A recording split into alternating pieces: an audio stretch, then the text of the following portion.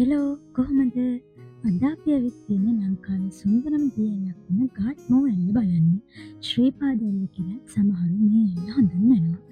හැටන් මස්කෙලිය මාර්ගය හරහා කිලෝමීටර් 32ක් පමණ ආවහම ඔයාලට ගාට්මෝ වතුයාලට ප්‍රවේශ වෙන්න පුළුවන්.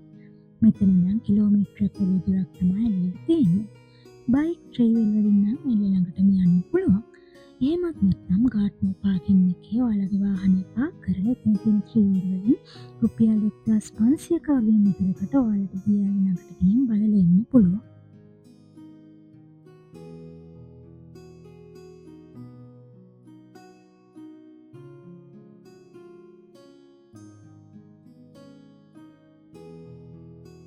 ගාට්මෝ දියඇල්ල උසින් මීටර් 25ක් වෙනවා කියලා තමයි කියන්නේ.